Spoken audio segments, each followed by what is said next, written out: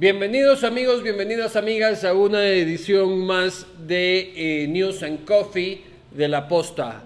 Desde aquí, desde el Sweet and Coffee de la Plaza Foch. Primero ofrecer disculpas porque el día de ayer había prometido afeitarme y no he cumplido con esa promesa por culpa del tiempo. Ya el próximo lunes se reincorpora Anderson Boscan, entonces ya dará igual. Por otro lado, hay que hacer unos adelantos antes de entrar al tema y presentar a nuestras invitadas de esta mañana.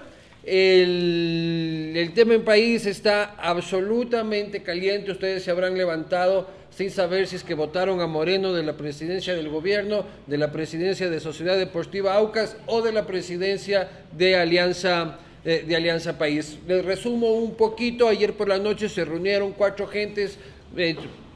poca gente en la sede de Alianza País para destituir al presidente Moreno de la presidencia del partido, no destituir a Jorge Glass, quien sigue siendo vicepresidente del partido pero está de vacaciones, y hubo una reacción inmediata. Bueno, se acusó de traición y que el presidente Moreno habría cometido faltas al código de ética de Alianza País, pero lo destituyen y luego dicen que el comité de ética va a hacer un informe. Inmediatamente salió la vicepresidenta de la República y el ministro Carvajal, con todo el grupo de amigos de Moreno, entre los que están Rosana Alvarado, César Navas y Patricio Rivera, ex ministros de Correa. ¿Cómo cambia la gente? Todos pueden cambiar. Como Gerardo Mejía o Jaime Iván Caviedes, todos tienen una segunda oportunidad, y aseguraron que era absolutamente ilegal la destitución, pues fue electo como presidente del partido en una convención nacional de Alianza País, y se acusó al otro bando de Patiño como que manejaban Alianza País como una hacienda. Entonces, según los unos está destituido, según los otros es ilegal, y hoy en la mañana el ministro Serrano dijo que es ilegal la destitución, que el bloque todavía no está partido y que para evitar que entre el hombre del maletín desde el lunes se prohíbe el ingreso de maletas, de mochilas y de maletines en la asamblea como una medida de altísima seguridad para evitar que el hombre del maletín ingrese a la asamblea. Eso como un pequeño resumen para que empiecen la mañana informados con ese tema. Y ahora sí vamos al asunto que nos compete esta mañana, y nos encontramos con dos activistas. Nos van a pasar un capuchino, pasen nomás, nos ven con cara de susto. Ambientalistas, Esperanza Martínez, reconocida ambientalista, una de las directivas de Acción Ecológica, y Natalia Bonilla, también activista ambientalista, experta en asuntos de pueblos aislados, y específicamente el tema del Yasuní, que es lo que nos va a ocupar el día de hoy. Es muy importante el tema del Yasuní, todos queremos el Yasuní, viva el Yasuní, pero el debate se ha vuelto tan técnico y alrededor de la pregunta número 5 de la consulta popular presentada por el presidente Moreno y que aún reposa en la Corte Constitucional, que todavía parece que no entendemos qué quiere decir esa pregunta, cuáles son las implicaciones de esa pregunta para la conservación de este hermoso parque, y vamos a tratar de explicar eso. Bienvenidas. Vamos a tratar de hacerlo bien Plaza Sésamo, porque esto de área protegida, esto de zona de contingencia, esto de hectáreas de explotación o no explotación, para la gente puede resultar un poco chino, y eso vamos a tratar de contarlo en cristiano. Lo cierto es de que parece que Yas Unidos no están tan contentos con la consulta popular. Entonces parece que Yas Unidos y Ricardo Patiño van a ser los únicos que van a hacer campaña por el no, creo, en la consulta. Esperanza. A ver, ¿yo qué diría? Yo diría que de todas maneras es súper importante que se haya incluido una pregunta por el Yasuní, porque un poco el mensaje que te están diciendo con la de petróleo y la de minería es que hay temas que tienen que ser consultados.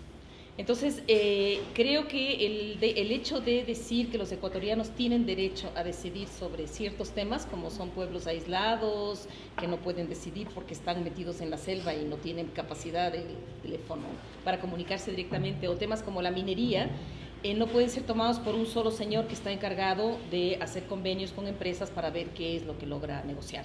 Entonces, creo que la sola pregunta es importante. Ahora, claro, lo que nosotros hemos planteado es que las preguntas aún no son claras, no es que estamos en la campaña por el no, como podría estar Ricardo Patiño, sino lo que estamos pidiendo es que la Corte Constitucional haga su trabajo y explique en qué consiste la pregunta. Y fíjate que de todas las preguntas que se presentan en la consulta popular, esta que tú ya anticipas que es complicada, porque tiene estas dos partes entre que si se amplía el área y que se reduce la explotación, es la única que no tiene anexo explicativo. Entonces, en esta la gente no sabe exactamente qué significa que se amplíe un área o, o dónde se va a hacer la reducción de la explotación. Entonces, lo que estamos pidiendo, lo que hemos hecho es poner un amicus para que la Corte explique esa pregunta y te diga, se va a ampliar el área en estas condiciones, se va a reducir la actividad petrolera acá. Si se hace de buena fe esta explicación, nosotros por supuesto que apostaríamos al sí por esta pregunta, porque lo que se entendería es que para proteger a los pueblos aislados se van a hacer dos cosas, ampliar su territorio y reducir la explotación. Pero puede ser que haya otra interpretación, siempre hay el que puede decir, a ver, a mí me dejan este lugarcito para explotar y ahora ese lugarcito en donde quiere explotar el ingeniero Carlos Pérez es ilegal, pero es ilegal, o sea, tú no puedes hacer una consulta para una cosa que sea ilegal, o sea, tú no puedes explotar en la zona intangible, eso ya es ilegal. Entonces tú no puedes decir, el pedacito que quiero que me dejen está en una zona ilegal. Esa es la dificultad de por qué no decir ahora un rotundo sí, y por qué necesitar la explicación de dónde la reducción y dónde la ampliación. Vamos a explicar, Natalia, al interior de ustedes, jóvenes preocupados por el medio ambiente, ¿cómo recibieron esto?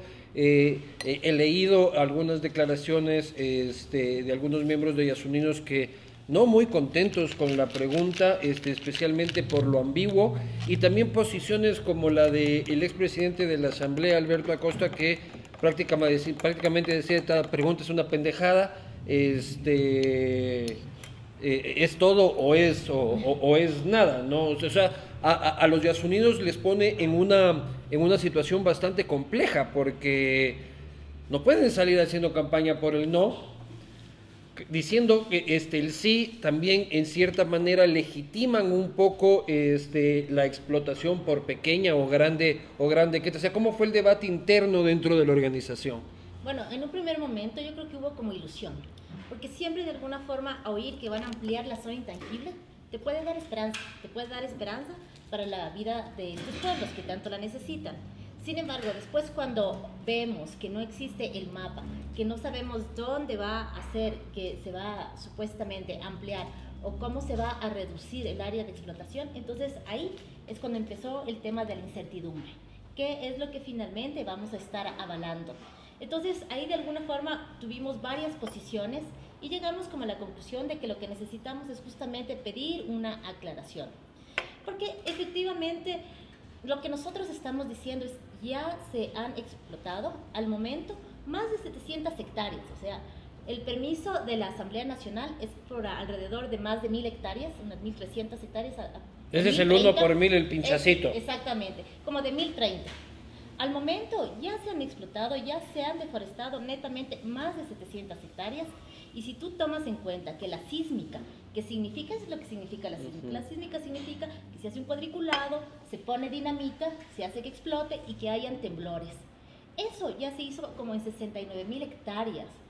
Esos temblores en el Yasuní, en esta parte, ya se hicieron. Esta sísmica, estos temblores sirven para explorar, para saber dónde está el tesoro, exactamente, ¿no? Dónde están como las bolsitas de petróleo debajo de la tierra. Pero entonces está un no contactado así, tranquilo, y le empieza a temblar la tierra de la nada. De la nada, efectivamente, los animales empiezan a huir, todos se van, los animales de caza se van. Pues claro, es todo un impacto muy grande para esta gente y digamos, la exploración ya se hizo y la perforación también ya se ha afectado a 700 hectáreas. Entonces, ¿qué es lo que nosotros decimos?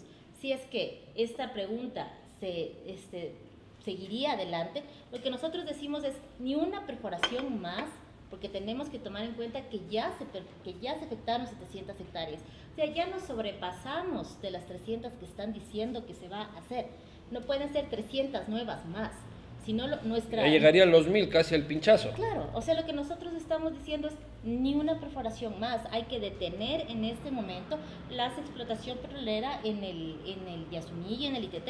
O sea, no se puede seguir con esto. La pregunta específicamente, queridos amigos, que muy probablemente la encuentren en una papeleta en febrero del próximo año, según se analizan los tiempos, es: ¿está usted de acuerdo en incrementar la zona intangible en al menos 50.000 hectáreas y reducir el área de explotación petrolera autorizada por la Asamblea Nacional en el Parque Nacional Yasuní de 1.030 hectáreas a 300 hectáreas? Entonces, lo que nos dice Natalia es que de las 1.030, bajarla a 300 suena bastante bien, pero aparentemente a día de hoy ya habrían 700 hectáreas afectadas por la explotación del Yasuní. Y básicamente los tiempos también, las efemérides son interesantes porque no hace mucho, este mismo mes, o el mes pasado, ya es primero, se cumplieron los 3 años desde que la Asamblea declaró el interés nacional para permitir la explotación del campo ITT. Esperanza, ¿cuál es la situación actual del parque en esta zona, en la zona del ITT? Entiendo que Yasunidos ya ha hecho algunos acercamientos, ha estado en la zona, algunas majaderías ahí de estar molestando a los pobres obreros petroleros que tan tranquilamente están persiguiendo a los tigrillos. ¿Cuál es la situación actual de esa zona del parque? A ver, yo creo que vale la pena recordar que cuando la Asamblea Nacional otorgó este permiso a través de la Declaratoria de Interés Nacional, lo hizo sobre el ITT y el Bloque 31. Y dijo, en estas dos partes, ITT y Bloque 31, no se explotará bajo dos condiciones. Una, no se podrá superar los 1.030 porque era un pinchazo. Y la segunda, si hay presencia de pueblos indígenas aislados, se detendrán todas las operaciones. Eran las dos condiciones absolutamente explícitas de esa declaratoria. Pero ¿cómo un trabajador petrolero que está ahí, o una empresa petrolera, y ve a un Taromenane, va a decir, ve a un Taromenane, hay que detener esta inversión de cientos de millones de dólares, calladito, pum, al Taromenane, incluso si es que es posible? Bueno, la verdad es que nuestros trabajadores a veces, digamos, tienen miedo porque los Tagaer y Taromenane están con sus lanzas y sí supone, y además se supone que han tenido una serie de entrenamientos, de apenas los vean comunicar, pero yo creo que también funciona mucho el miedo. Ahora, si es que tú ves que eran esas dos condiciones, como dice Natalia, los 1.030, digamos, ya estamos más de 700, incluimos las sísmicas, rebasamos los 1.030. Pero el tema es que el ministro Pérez dice que en el Ministerio de Hidrocarburos, por parte de entregados por parte de la propia empresa de Petroamazonas, hay reportes de haber encontrado pueblos indígenas aislados ahí en donde están operando en el Tiputini. Entonces ahorita toda esa operación debería ser parada. Primero porque ya se rebasaron los límites que estaban permitidos, pero segundo porque hay presencia de pueblos aislados, ya no en la parte sur del bloque, que es lo que estaríamos pensando, es lo que está más en riesgo, ahí está su territorio, sino en la parte norte del bloque. Entonces ahorita tenemos un problema grave. De hecho, nosotros asistimos a la Asamblea Nacional para pedir a la Asamblea Nacional que suspenda todas las operaciones, porque la Asamblea es la que dio el permiso, por lo tanto tiene la facultad de suspenderlo. Entonces ahora ya tienes una presencia petrolera fuerte, sobre todo en el bloque 31 y en la parte norte del bloque que se llama Tiputini. ¿Se puede hablar de hectáreas deforestadas ya?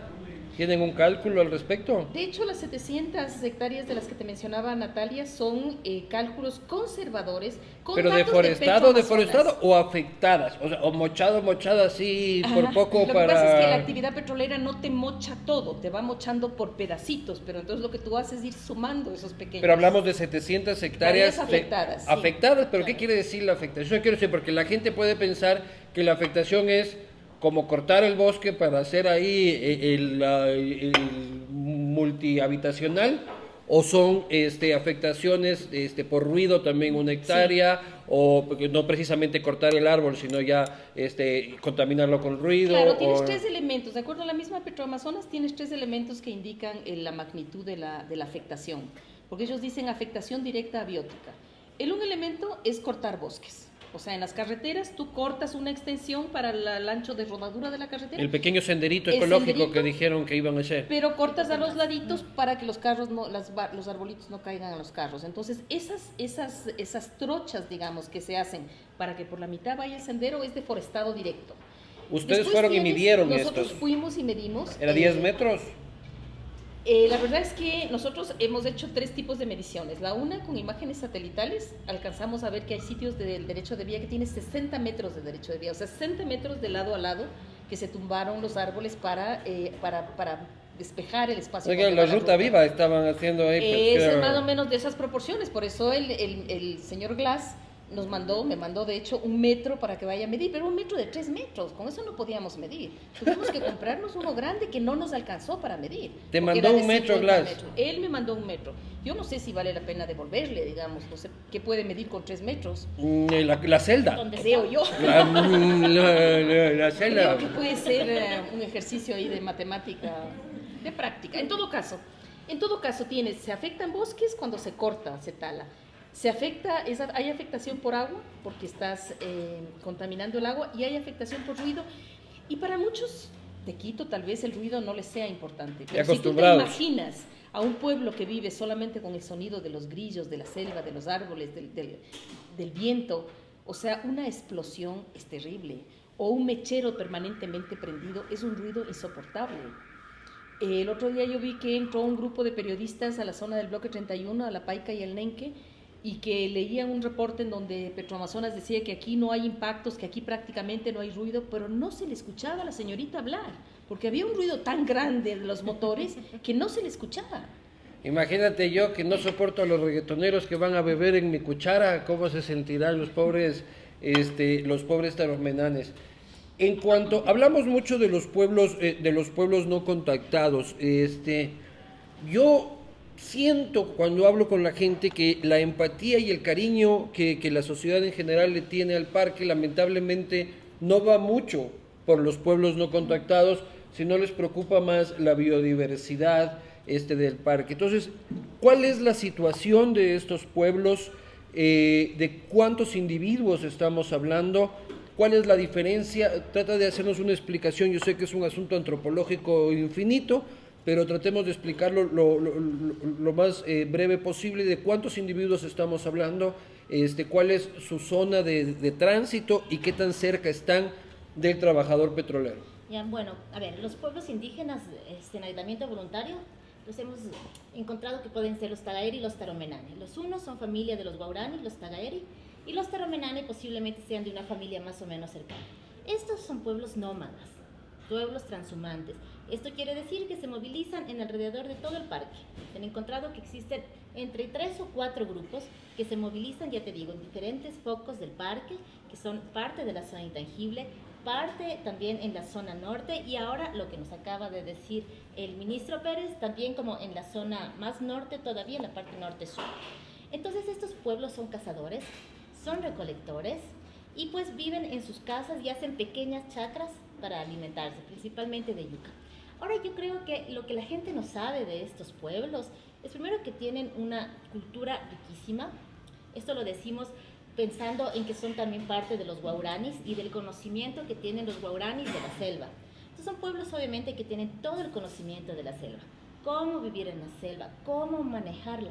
Además de eso, ellos son quienes a lo largo de siglos son los responsables de haber sembrado el Yasuní, de haberlo cultivado. O sea, en el Yasuní tú encuentras que hay selvas, bosquecitos de chonta, por ejemplo, de moretales, que hay lugares donde hay cierto tipo de plantas, y lo que sucede es que estos pueblos lo que hacen es, por ejemplo, sembrar estas plantas para que vengan los animales silvestres a comer. Entonces ellos tienen una relación entre los animales, entre la biodiversidad. Y luego vuelven al punto, plantas. Tengo entendido que siembran y después de algunos años vuelven al mismo punto, ¿no? Donde han muerto sus abuelos, por ejemplo, ahí es donde se siembran las chontas.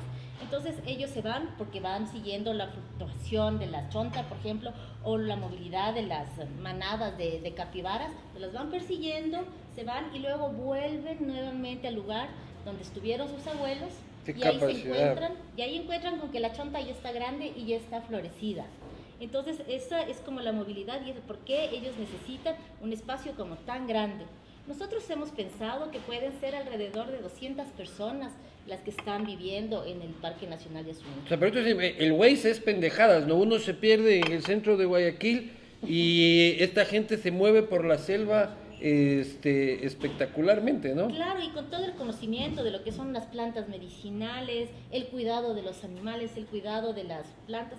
Yo creo que si es que la gente conociera que la biodiversidad del Yasuní se debe a que existen estos pueblos, creo que quizás tuviéramos otra visión sobre ellos. ¿Cuántos individuos dijiste que eran? Creemos que pueden haber 200 individuos. Y claro, estos individuos efectivamente tenemos que tomar en cuenta, son guerreros, tienen la particularidad de tener una cultura guerrera, defienden su territorio porque dependen de este territorio. Sin este territorio ellos no existen. Si este territorio tiene que estar con aguas limpias, que no es, porque se pueden enfermar. Si es que viene el agua contaminada de la explotación petrolera, ellos pueden morir por eso. Entonces ellos necesitan que su territorio esté entero, que el agua esté limpia, que no esté contaminada, y como son guerreros, ellos lo defienden. Usualmente lo que han pasado efectivamente ataques y de alguna forma ha sido cuando se ha invadido su territorio. Han sido, por ejemplo, madereros quienes han muerto, o también han habido como amenazas a los trabajadores petroleros. Entonces es por eso justamente que también los trabajadores tienen terror. Ahora también hay que decir que no todo es ataque, o sea, porque también los taromenanes lo que hacen es dejar, por ejemplo, lanzas cruzadas. Entonces ponen lanzas cruzadas dentro de su territorio y eso ya es una advertencia. Si tú ves unas lanzas así, pues sabes que no puedes ir más allá. O sea, ellos saben perfectamente que existimos, solo no nos quieren ver. Efectivamente, y eso se llama autodeterminación. ¿Y cómo nos van a querer ver? Si somos para ellos unos caníbales. Si nosotros llegamos y nos comemos la selva, si la talamos, si ponemos una instalación petrolera, si luego de eso la llenamos de ruido, o sea, para ellos nosotros somos los caníbales que nos estamos devorando la selva. Koguri se dice en guaurani. ¿Cómo se dice? Koguri. Koguri. Koguri es caníbal. Ve esa nota. Claro, nosotros para ellos somos, entonces ellos nos conocen, saben lo que hacemos, todo lo violentos que hemos sido para ellos, porque hemos sido extremadamente violentos. Entonces, claro, deciden mantenerse aislados, deciden no tener contacto. ¿Por qué se determinó esa como zona intangible? Era porque eran los bosques más saludables. O sea, esta es la zona de bosques más saludables, de bosques primarios, que se ha mantenido, que se ha conservado por la presencia de estos pueblos. De hecho, ellos son los que han logrado conservarla y recrearla. Pero esta es la zona que está con las principales amenazas petroleras. ¿Por qué? Porque las principales reservas petroleras se encuentran aquí mismo y porque todavía hay esta idea de que con el petróleo vamos a poder salir de la pobreza. Es impresionante porque nos repiten exactamente lo mismo desde hace 50, 60 años y tú ves que no es que sales de la pobreza. En todo caso, sí se forman. La idea, la lógica petrolera es entrar a un lugar, sacar el petróleo, ya cuando empieza a declinar un poco el pozo, en vez de mejorar la tecnología, se van a otro lugar, deforestan en otra parte y empiezan a sacar petróleo. Y así se han ido moviendo hacia el lado oriental, que es en donde está este territorio que es el Parque Nacional Yasuní, que es la única zona en donde están bosques maduros consolidados. Sobre todo toma en cuenta tú que la parte baja es la zona intangible y la parte alta es otra zona intangible de Imuya, y entonces la posibilidad de conectarse de estos territorios, los últimos bosques totalmente saludables, es en donde existe digamos, en donde empiezan a haber estas operaciones. Aún están relativamente fuera del parque, ya hay una primera explotación en Tiputini, esto está al otro lado del río, digamos, hay una parte que sí entra, pero todavía tenemos una gran masa de bosque conservada, que es en donde porque si tú ves pueblos aislados es porque ellos están ahí cerca de algún territorio más o menos conservado. Espérame un segundo, que tuvimos una interrupción ahorita. No, sí, Está interrumpido aquí, dice. pero estamos en Espérame un segundo. Estamos teniendo un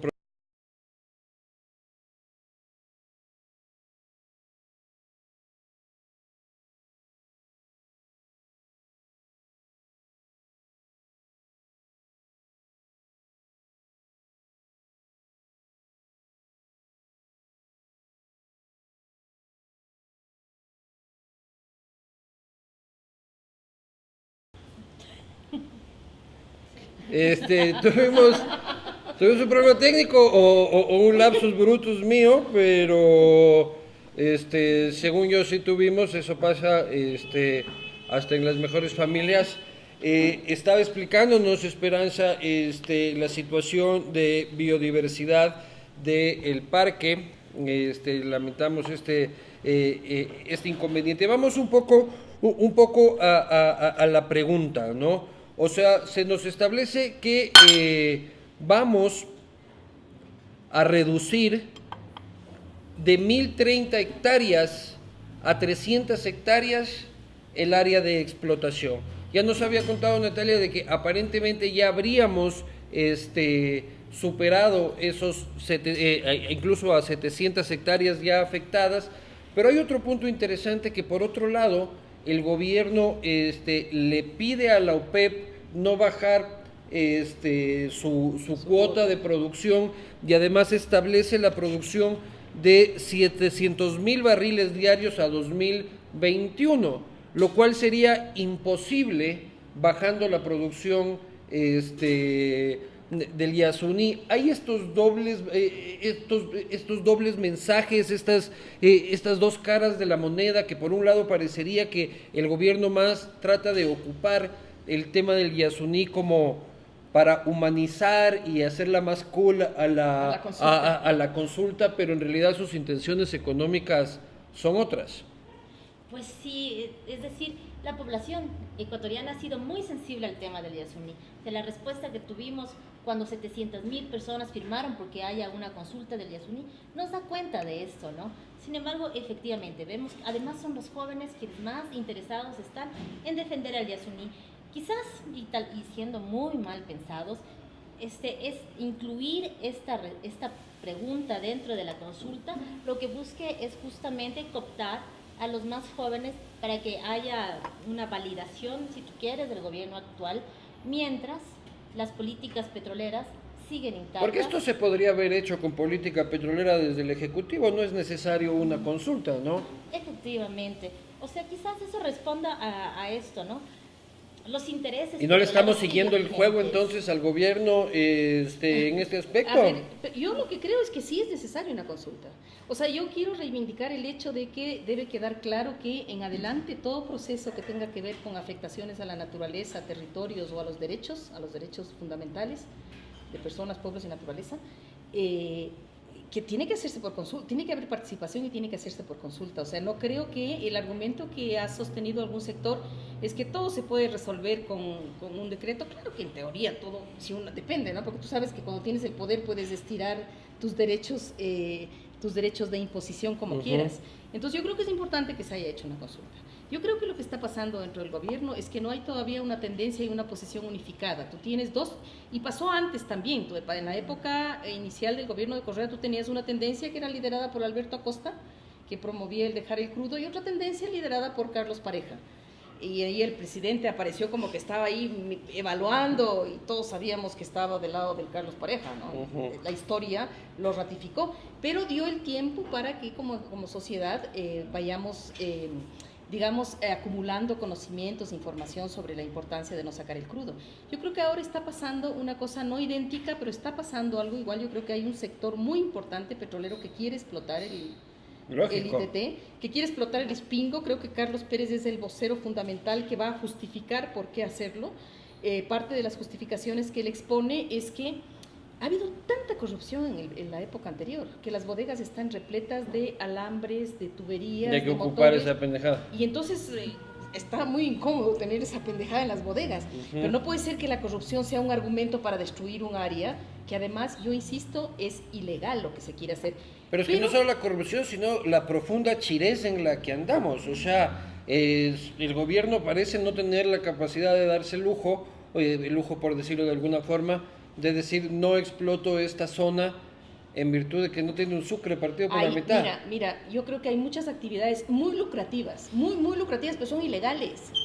O sea, uno no puede, a cuenta de estoy chiro, hay cosas que no puedes hacer, o sea, no puedes meterte en el narcotráfico por más buen negocio que sea, porque es ilegal. No, chuta, yo pensé que si fracasábamos en la posta ahí había todo un nuevo giro específico del negocio, se dice. Entonces, si tú ves que hay actividades ilegales, explotar petróleo en la zona intangible o su zona de amortiguamiento, esta es la parte difícil, es ilegal.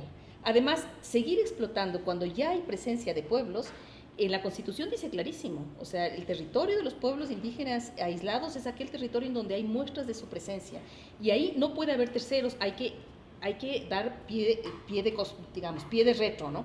Ahora, creo que un gobierno, digamos, y unas autoridades deben aplicarle un poco al pienso y ver qué otras actividades se pueden hacer. Yo he escuchado que hay informes de propios ingenieros petroleros que proponen sacar el crudo mejorando la producción en donde ya están, y mejorar no solamente en el sentido de sacar más petróleo, sino mejorar un poquito las condiciones, porque la gente en estas zonas petroleras se está muriendo de cáncer. Entonces no puede ser que tú empieces a explotar aquí, ya bajó un poquito la producción, me traslado a otro lugar, lo daño, bajó la producción, me traslado a otro y me acerco cada vez más a zonas en donde no puedes. Entonces, lo que corresponde, si estamos chiros, es como un buen padre de familia sentarse y ver qué es lo que se puede hacer y en dónde se puede hacerlo mejor, digamos. Pero no puedes asumir que vas a sacrificar a estos pueblos, digamos, que sería un delito de etnocidio.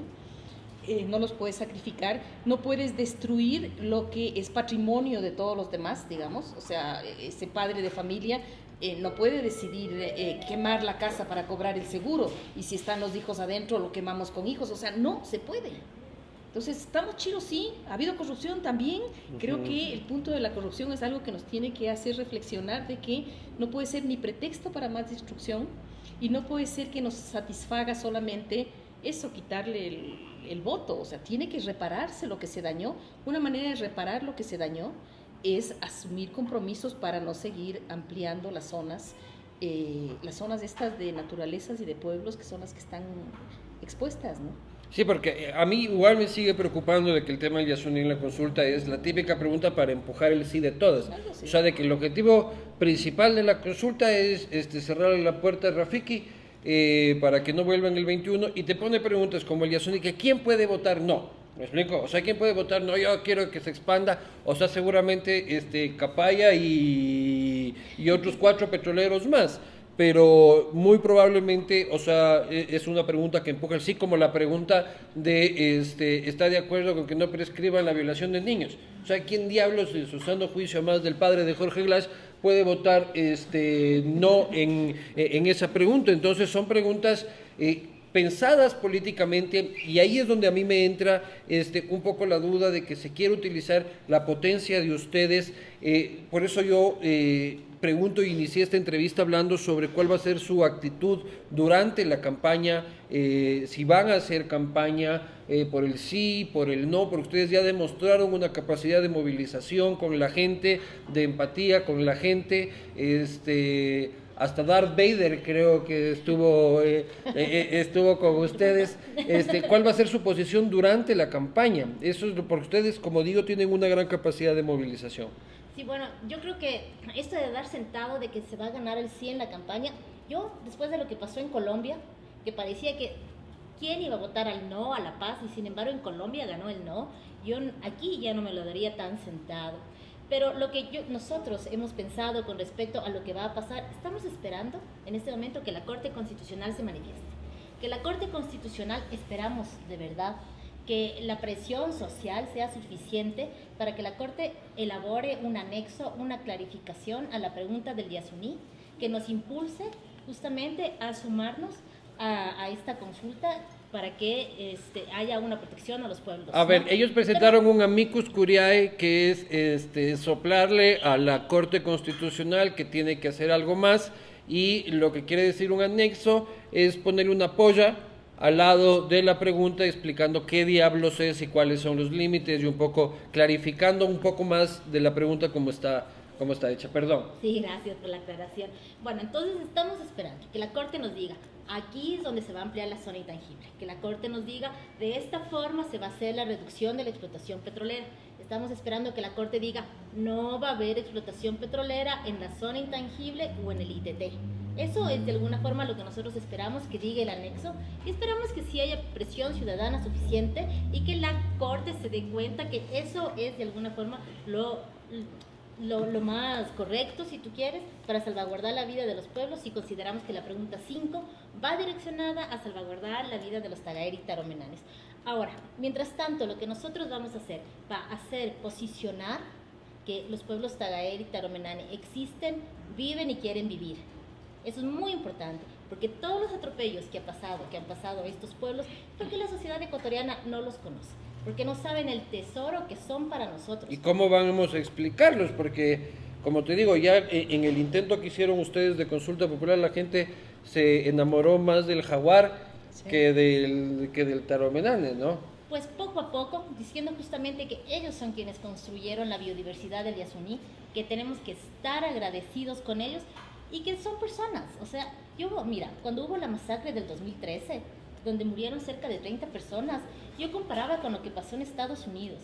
Cuando hubo hace poco una masacre en un colegio en Estados Unidos donde murieron niños y profesores, y la sociedad de Estados Unidos se movilizó, pusieron velas, cartas, o sea, fue un momento de duelo nacional. ¿Cómo puede ser posible que acá en el 2013 hayan muerto mujeres, niños, y nosotros no hayamos estado llorando y tristes, conmocionados ante esto? Que los ecuatorianos tenemos una muy grande capacidad de hacernos los cojudos ante situaciones importantes. La segunda parte de la pregunta habla de ampliar en 50.000 hectáreas el área intangible.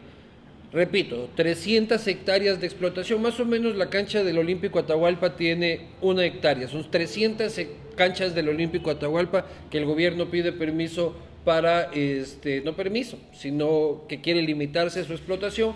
Como decimos, ya la habría superado más del doble, o sea, casi 700 estadios olímpicos Atahualpas explotados, es un caganal de espacio, y también lo que dice, como en retribución de alguna forma, ampliar en 50.000 hectáreas, es decir, 50.000 estadios, el área intangible. ¿Eso es suficiente? ¿Qué es el área intangible? Esos términos técnicos, la gente también. Sí. No, Sí. pero antes yo quería decir una cosa, Luis Eduardo, que creo que una precisión sobre cuán enamorada está la gente, en este caso ya de los pueblos aislados. Yo acabo de ver unas encuestas que salieron hace 15 días, te las puedo mandar, en donde se pregunta, ¿está usted, digamos, qué prefiere usted? ¿La protección de la vida de los tagaeri y taromenane o la explotación petrolera? Y es el 80%, creo que el 79% dice la protección de la vida de los tagaeri y taromenane.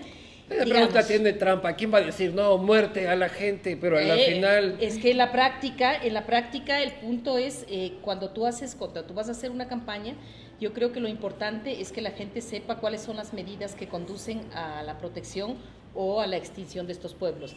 Y justamente ahí entra el tema de las zonas intangibles. Cuando se estableció una zona intangible, se decidió que ese iba a ser un territorio que se reservaba para que los pueblos que vivían, se entiende por ahí, puedan transitar libremente. Los pueblos indígenas no tienen GPS, los pueblos indígenas en aislamiento lo que necesitan es bosques saludables. Si tú destruyes los bosques, les quitas territorio.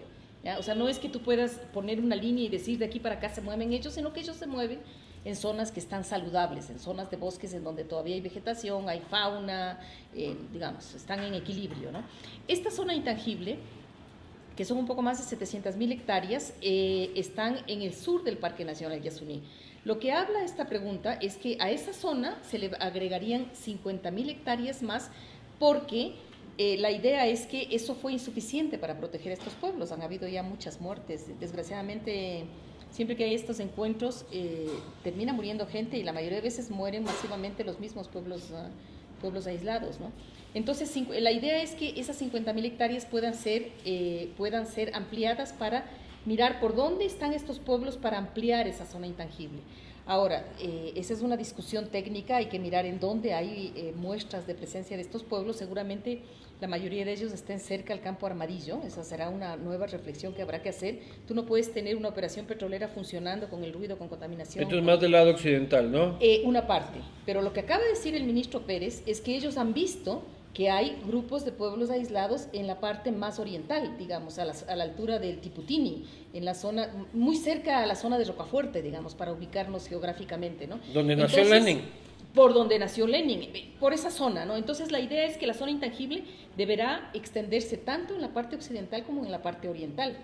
Que esto era, o sea, que se podía hacerlo solo con la Constitución, sí, porque la Constitución ya prevé que esos deben ser declarados territorios de pueblos, eso es verdad. Pero el meter a la sociedad a discutir y a reflexionar sobre esto, de todas maneras, me parece que es un tema súper necesario e importante, ¿no? Y yo sí creo que todos estos procesos de consulta deben permitirnos, así es como nosotros lo vamos a asumir, como un proceso de educación, como un proceso de concientización, de reflexión, de saber qué sentido tiene lo que te están preguntando y qué sentido tiene lo que tú quieres decir. Es decir, nuestra idea, y por eso es que nosotros queríamos una consulta por el Yasuní. No queríamos solamente, porque obviamente el presidente podría decir no voy a explotar el ITT. Nosotros queríamos que la gente lo discuta, que la gente lo asuma como propio, que la gente vote por la conservación del Yasuní, y para eso recogimos las firmas. Pero la gente lo asumió y la gente lo discutió. Soraya Arias dice: discrepo con Esperanza, algunitos sí han salido de la pobreza con el petróleo. Ese algunitos, me parece que es el señor del metro que tiene midiendo la celda, o del señor Capaya, entiendo, ¿no? A ver, esta pregunta es la vaselina con la que nos quieren meter la misma receta del correato, dice. Eso dice Modesto Gerardo. Carla Mejía: Yasuní es vida, es su obligación protegerlo, en eso andamos. Modesto Gerardo dice también: nuevas buenas intenciones con las mismas acciones, incoherencia total. Abran el caso de la narcovalija, no estamos hablando de eso. Jimena Garzón: existe gente que va a votar todo no sin importar nada, tienen su derecho también. Ahí está Patiño, ahí está también la Doris, hay altos números, pero como dice Natalia, todo puede pasar en este país. Janet Mantilla dice: creo que si se invirtieran todas las leyes, los recursos, las entidades, dinero que se han dado en el tema Yasuní, se enfocara a la educación y formar profesionales que creen empresas, industrias. Bueno, aquí somos diferentes ante todos y bueno, así hay varias. Jimena Garzón: si los ecuatorianos somos indiferentes a lo que vemos día a día, corrupción, violaciones, más aún a lo que no vemos con nuestros hermanos de la Amazonía. Efectivamente es una tragedia que sucede en silencio. Natalia, un mensaje final a la gente que se involucre, que comente sobre la pregunta 5, que no se quede solamente en Rafico viene, Rafico va, sino en el trasfondo que tiene este tema. Pues estamos en esta pregunta hablando de derechos humanos. Estamos hablando de los derechos humanos de los Tagaeri y de los Taromenane, que tienen derecho a vivir, y es importante que lo pensemos desde esta perspectiva, así como también de la importancia de la biodiversidad que tiene el Yasuní. No podemos pensar en pan para hoy, escasez para mañana, y además de eso a un precio tan alto como sería la vida de estos pueblos. O sea, yo sí haría un llamamiento a la sociedad en interesarnos, en informarnos y en saber quiénes son y qué podemos hacer por ellos también. Esperanza, ¿cómo invita a la gente? ¿Cómo puede participar? ¿Cómo puede enterarse de las actividades que ustedes estarán haciendo?